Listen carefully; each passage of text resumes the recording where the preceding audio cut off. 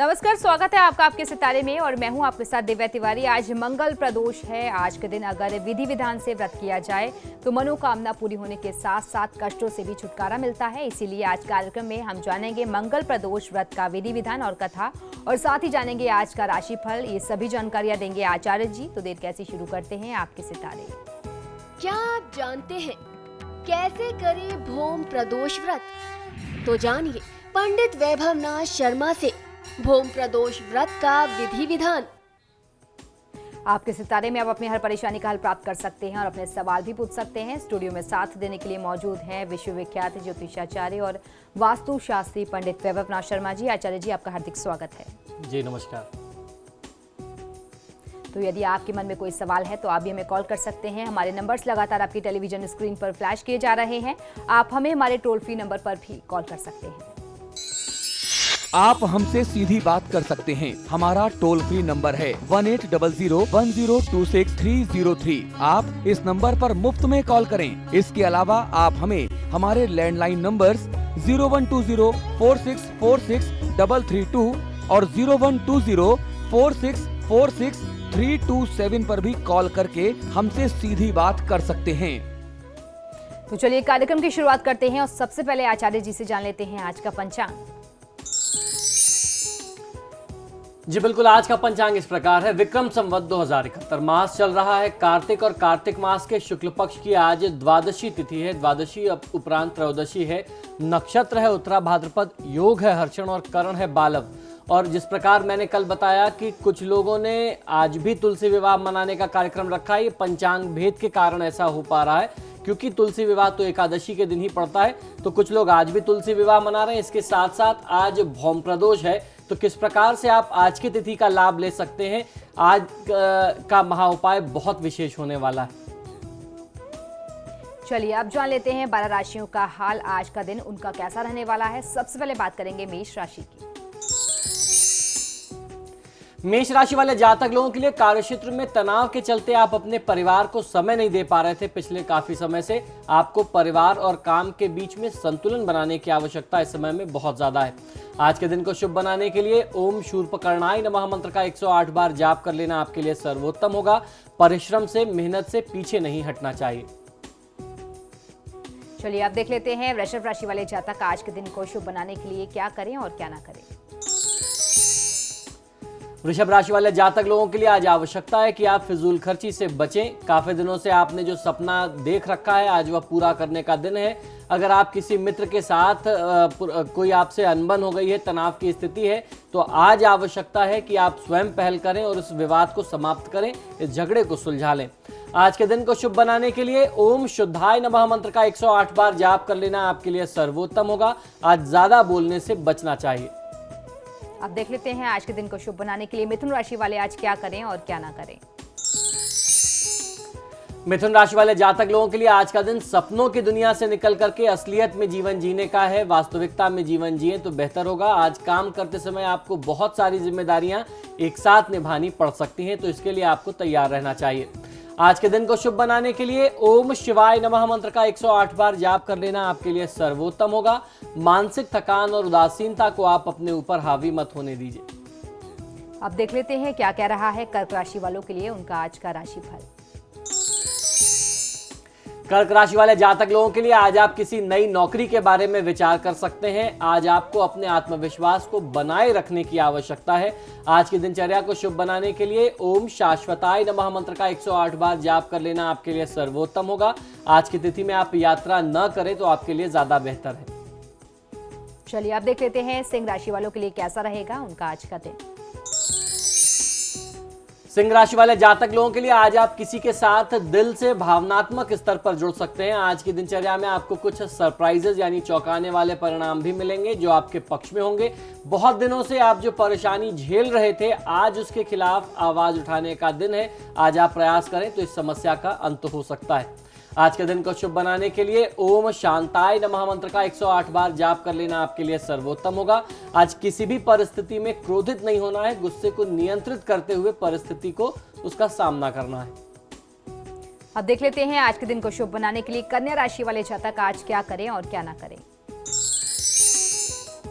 कन्या राशि वाले जातक लोग, यदि आप नहीं चाहते कि आपकी पुरानी दिक्कतें वर्तमान समय में बनी रहे तो आपको आज ही अपनी समस्याओं का कोई ना कोई समाधान, कोई हल ढूंढना होगा।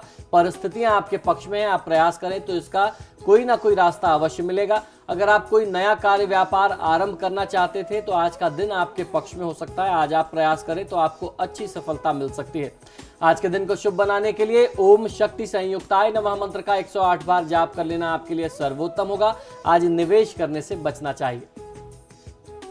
अब जान लेते हैं तुला राशि वालों का आज का दिन कैसा रहने वाला है। तुला राशि वाले जातक लोगों के लिए आपके जीवन में, आपकी लाइफ में वर्तमान समय में बहुत सारी घटनाएं एक साथ हो रही हैं, जिसकी वजह से आप थोड़ा सा भ्रमित, कंफ्यूज भी हो सकते हैं। आज आपका कोई अपना आपको किसी बहुत बड़ी मुसीबत में डाल सकता है, तो आज किसी भी व्यक्ति पर बहुत विश्वास करने से बचना चाहिए। और जो भी काम करते हैं किसी के सुझाव से भी करते हैं तो बहुत सोच समझ करके, हर एक कदम को बहुत समझ करके, बुद्धि विवेक के साथ आगे बढ़ाने की आवश्यकता है। आज के दिन को शुभ बनाने के लिए ओम वीत भयाय नमः मंत्र का 108 बार जाप कर लेना आपके लिए सर्वोत्तम होगा। आज छोटे से भी काम में ज्यादा लाभ लेने के लिए झूठ का सहारा लेने से बचना चाहिए। बढ़ते हैं अगली राशि की ओर, देख लेते हैं कैसा रहेगा वृश्चिक राशि वाले जातकों के लिए उनका आज का दिन। वृश्चिक राशि वाले जातक लोगों के लिए आज आपको कुछ बड़े निर्णय, बड़ी जिम्मेदारियां निभानी पड़ सकती हैं। आज आप जिससे भी बात करें अच्छी तरीके से बात करें। आपके बात करने का तरीका साफ सुथरा और बहुत सीधा होना चाहिए, अन्यथा बातें बिगड़ सकती हैं, परिस्थितियां बिगड़ जाएं, ऐसी संभावना बनती है। आज के दिन को शुभ बनाने के लिए ओम विभुदेश्वराय नमः मंत्र का 108 बार जाप कर लेना आपके लिए सर्वोत्तम होगा। आज ऐसा कोई व्यवहार ना करें जिससे किसी के दिल को, किसी की भावना को ठेस पहुंचे। तो ये तो बात रही वृश्चिक राशि की। अब देख लेते हैं धनु राशि वाले जातक आज के दिन को शुभ बनाने के लिए आज क्या करें और क्या ना करें। धनु राशि वाले जातक लोगों के लिए कोई पुराना रिश्ता आपकी जिंदगी में आज दोबारा वापस आ सकता है। कोई पुराना संबंधी व्यक्ति आपके पास वापस आएगा। किसी लंबे समय के निवेश के लिए आज का दिन आपके पक्ष में बनता दिखाई देता है, तो आप लॉन्ग टर्म इन्वेस्टमेंट वर्तमान समय में कर सकते हैं। आज के दिन को शुभ बनाने के लिए ओम विनायकाय नमः मंत्र का 108 बार जाप कर लेना आपके लिए सर्वोत्तम होगा। आज किसी से बहुत बड़े वादे, बड़े कमिटमेंट्स करने से बचना चाहिए। अब देख लेते हैं मकर राशि वाले जातकों के सितारे आज क्या कह रहे हैं। मकर राशि वाले जातक लोगों के लिए अपने नजदीकी लोगों से आज दूरी मिटाने का दिन है। आज किसी के बारे में पहले से कोई राय न बनाएं तो आपके लिए ज्यादा अच्छा होगा। साथ ही साथ अपने स्वास्थ्य का ध्यान रखना आपके लिए आज आवश्यक बनता है। आज के दिन को शुभ बनाने के लिए ओम विघ्न राजाय नमः मंत्र का 108 बार जाप कर लेना आपके लिए सर्वोत्तम होगा। आज आपके कार्यक्षेत्र में और आपके जीवन में पार्टनर से वाद विवाद और झगड़ा संभावित दिखाई देता है, तो इस विवाद को, इस झगड़े को बचाने का प्रयास करना चाहिए। चलिए अब बढ़ते हैं अगली राशि की ओर, देख लेते हैं कुंभ राशि वाले जातक आज के दिन को शुभ बनाने के लिए क्या करें और क्या ना करें। और साथ ही साथ अब जान लेते हैं कि किस तरीके से आपको आगे भी जानकारी देंगे महाउपाय के बारे में, लेकिन फिलहाल यहाँ रुकेंगे एक छोटे से ब्रेक के लिए।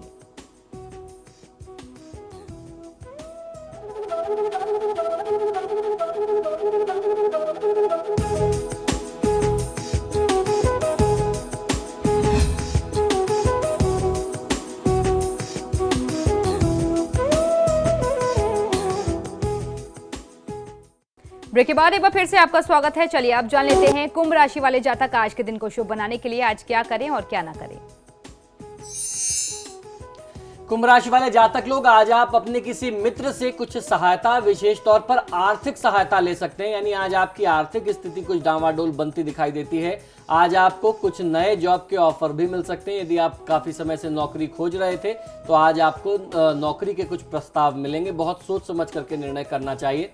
आज के दिन को शुभ बनाने के लिए श्री शनि वज्र पंजर कवचम का पाठ करें तो कहीं ज्यादा अच्छा लाभ लिया जा सकता है। जल्दीबाजी में कोई काम ना करें तो आपके लिए ज्यादा अच्छा होगा। और अब बारी है आखिरी राशि की, जान लेते हैं क्या कह रहे हैं मीन राशि वालों के लिए उनके आज के सितारे। मीन राशि वाले जातक लोगों के लिए आज किसी दूसरे के वाद विवाद या लड़ाई झगड़े को सुलझाने के लिए आज आपको बीच में नहीं पड़ना चाहिए, वरना अन्यथा नुकसान आपका ही हो सकता है। बात आपके ऊपर आ सकती है। आज आपको अपने गुस्से को नियंत्रित रखना, कंट्रोल रखना बहुत ज्यादा आवश्यक होगा। आज के दिन को शुभ बनाने के लिए ओम स्वयं सिद्धाय नमः मंत्र का 108 बार जाप कर लेना आपके लिए सर्वोत्तम होगा। आज किसी की निंदा करने से बचना चाहिए। और इस वक्त एक कॉलर हमारे साथ जुड़ गए हैं, धर्मेंद्र जुड़ गए हैं। धर्मेंद्र, कहां से बोल रहे हैं आप? अपना सवाल पूछिए। धर्मेंद्र, क्या आपको मेरी आवाज मिल पा रही है? चलिए, लगता है धर्मेंद्र से हमारा संपर्क नहीं हो पा रहा, लेकिन एक दर्शक हमारे साथ अब अजय जुड़ गए हैं। अजय जी, कहां से बोल रहे हैं आप?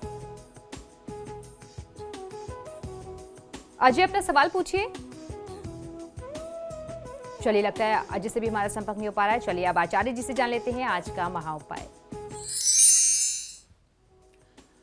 जी बिल्कुल, आज का महा उपाय बहुत ही विशेष है क्योंकि आज भौम प्रदोष है और भौम प्रदोष के बारे में, ये जो प्रदोष की तिथि है ये भगवान शिव की तिथि है। और भौम प्रदोष के बारे में ऐसा कहते हैं कि भौम प्रदोष का सीधा संबंध कर्ज से, ऋण मुक्ति से होता है। और उसके बाद अगर किसी को संतान प्राप्ति के लिए कुछ उपाय करना हो तो आप इस स्थिति में बहुत अच्छे लाभ ले सकते हैं। तो आज मैं आपको बता रहा हूं भौम प्रदोष पर करने वाले कुछ खास उपाय, जिस उपाय से, जिस विधि से आप यदि आज व्रत और पूजा पाठ करें तो आप कर्ज से मुक्ति पा सकते हैं और उसके साथ साथ संतान प्राप्ति की जो आपकी आकांक्षा है वह भी महादेव की कृपा से सिद्ध हो सकती है। तो आज की तिथि जो है वो बहुत ही विशेष है क्योंकि आज भौम प्रदोष है। भौम प्रदोष का सीधा संबंध अपने दर्शकों के लिए और सहज करके बता दूं कि वह प्रदोष की तिथि जो मंगलवार के दिन पड़ती है उसे भौम प्रदोष कहते हैं क्योंकि मंगल का ही दूसरा नाम भौम भी है। और प्रदोष की तिथि का महात्म्य यह है कि वह हर सप्ताह के अगर अलग अलग दिन पड़े तो उसका अलग लाभ होता है। जैसे सोम प्रदोष का अपना अलग लाभ है, भौम प्रदोष का अपना अलग लाभ है, शनि प्रदोष का अपना अलग लाभ है। तो सप्ताह के अलग अलग दिनों में जब प्रदोष का संयोग बनता है तो हर तिथि विशेष का उसका अपना एक विशेष महत्व और लाभ होता है।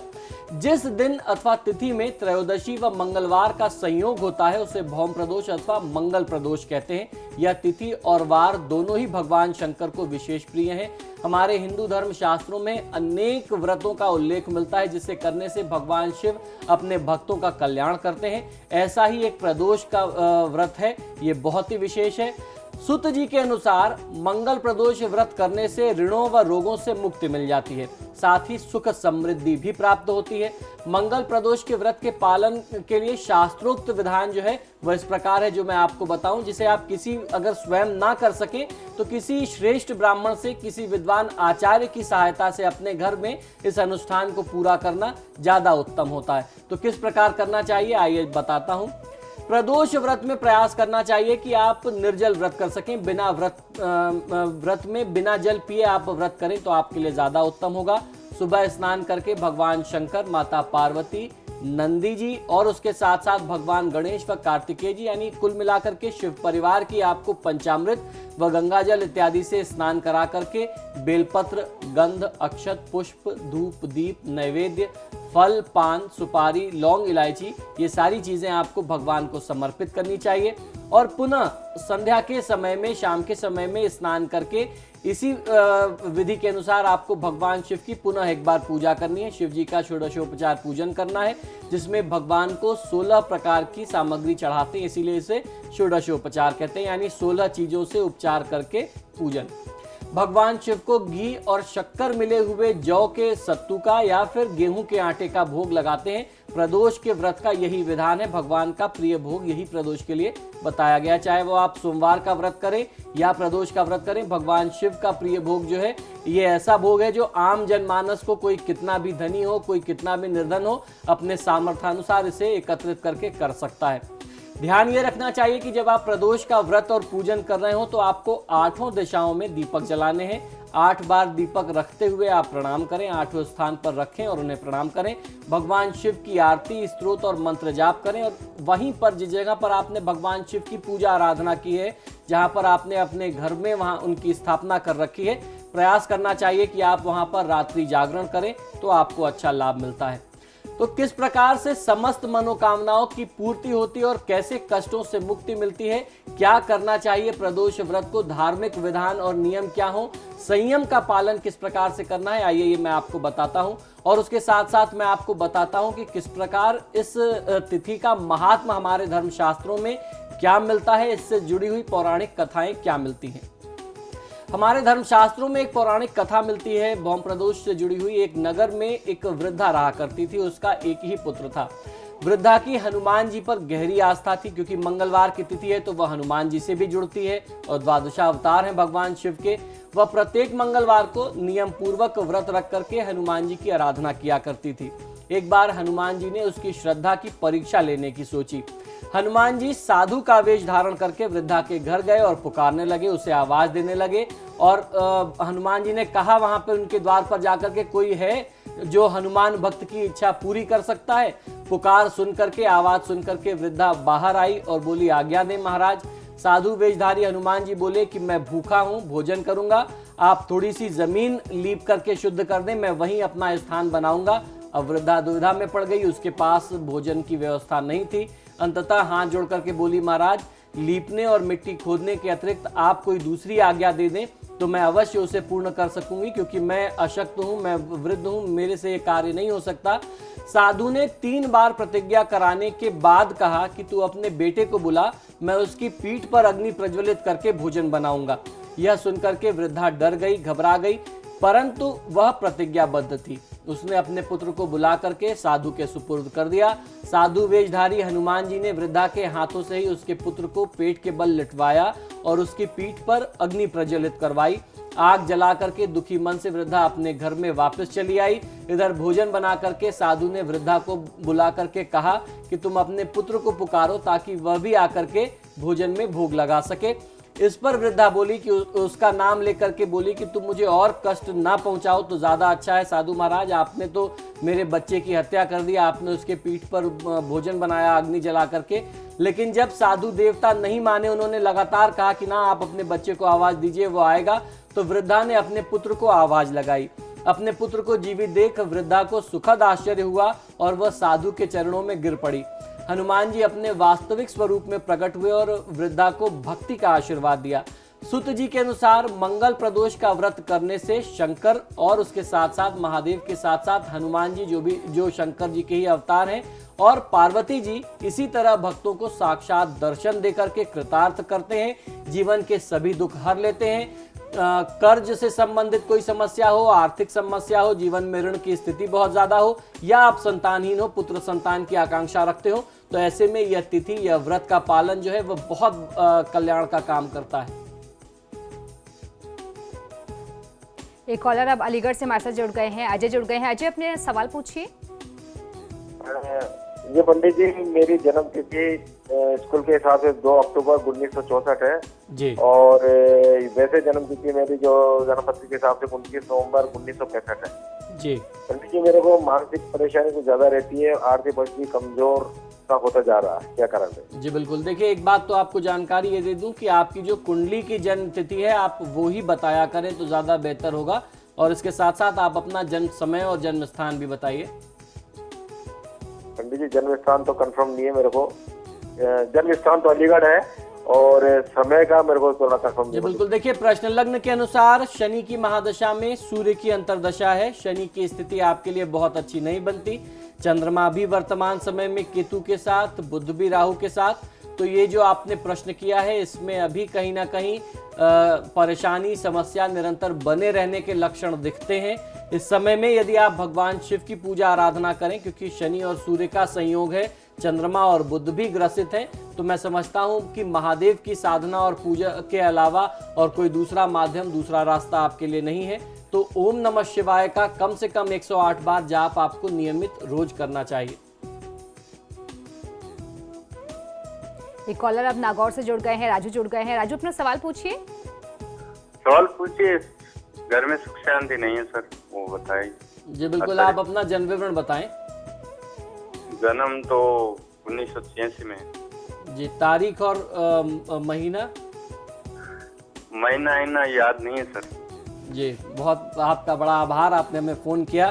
देखिए, प्रश्न लग्न से एक बार में एक ही प्रश्न दिया जा सकता है, तो जो अभी आपसे पहले कॉलर को बताया परिस्थितियां वही हैं।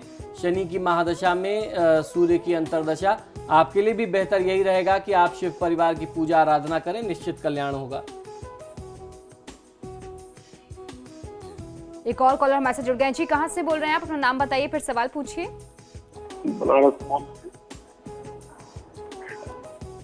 जी बताइए, बताइए, सुन रहा हूँ, बोलिए। हाँ गुरुजी, सिद्धार्थ तिवारी। जी आपकी आवाज क्लियर नहीं आ रही है, साफ साफ बोलें। हाँ सर, जन्म 17 अक्टूबर 1972 रात को 8। तारीख आपकी नहीं समझ में आई। 17 अक्टूबर 1972 विजयदशमी का दिन था जी। जी। समय और स्थान भी बताइए। समय रात के 8 बजे, स्थान है उदयपुर। जी बिल्कुल, आप अपना प्रश्न करें, बताइए। प्रश्न बताइए। चलिए, लगता है इनसे हमारा संपर्क नहीं हो पा रहा है। एक कॉलर हमारे साथ खुशबू जुड़ गई है। खुशबू, कहाँ से बोल रही हैं आप? मैं मैम पचेरी से बोल रही हूँ। जी, सवाल पूछिए अपना। मैं अपने बारे में कुछ पूछना चाहती हूँ। जी बताइए, आप अपना प्रश्न करें, अपना जन्म विवरण बताएं। मेरा जन्म 17 सितंबर 1994 में है, शुक्रवार को हुआ था जी। और 3 बजे के बीच में। जी प्रश्न करें, बताएं किस विषय में जानना चाहती हैं। मैं अपने जन्म के बारे में कुछ पूछना चाहती हूँ। हाँ बताइए, प्रश्न करिए। लाइफ के बारे में। जी बिल्कुल, देखिए आपकी जन्म पत्रिका के अनुसार राहु की महादशा में शुक्र की अंतर्दशा है और आपकी कुंडली में पितृदोष बहुत गंभीर स्थिति में बना हुआ है। तो जब तक इसका निदान नहीं होगा तब तक आपको जीवन में बहुत अच्छी सफलता नहीं मिल सकती। और ये पितृदोष की जो स्थिति है ये चतुर्थ भाव में ही बन रही है, तो इसका निदान कर लेना आपके लिए बहुत ज़्यादा आवश्यक होगा। एक कॉलर नरेंद्र हमारे साथ जुड़ गए हैं। कहाँ से बोल रहे हैं आप? खटीमा उधमपुर से बोलो। जी, सवाल पूछिए। सवाल ये है कि मतलब नौकरी की परेशानी हुआ है। जी बिल्कुल, आप अपना जन्म विवरण बता दें। जन्म तिथि 1/7/70 है। जी, जन्म का समय और स्थान भी बताइए। जन्म का स्थान समय और स्थान दोनों बताइए।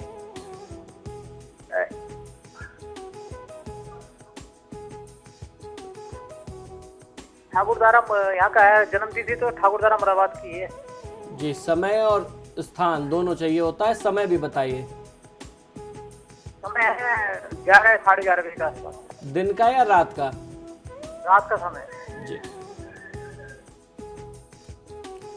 देखिए, आपकी जन्म पत्रिका के अनुसार शुक्र की महादशा में बृहस्पति का अंतर है। यह समय आपके लिए निश्चित ही बहुत ज्यादा अनिष्टकारी समय है। शुक्र और बृहस्पति दोनों आपके लिए मार्केश की भूमिका निभा रहे हैं। इस समय में आपको आर्थिक नुकसान भी होगा, शारीरिक कष्ट की स्थिति भी रहेगी, रोग व्याधि रहेगा और जो आपने नौकरी की समस्या बताई वो उस तरीके की स्थिति बनती है। इस समय में भगवान विष्णु और माँ लक्ष्मी की पूजा आराधना करें तो निश्चित फायदा मिल सकता है। तो इसी के साथ ही हमारे आज के कार्यक्रम में फिलहाल इतना ही। बहुत बहुत शुक्रिया आपका दर्शकों में कॉल करने के लिए। आचार्य जी, आपका भी बहुत बहुत शुक्रिया स्टूडियो में आने के लिए। तो आपके सितारे में फिलहाल इतना ही। वक्त चला एक छोटे से ब्रेक का। ब्रेक के उस पार भी खबरों का सिलसिला लगातार जारी है।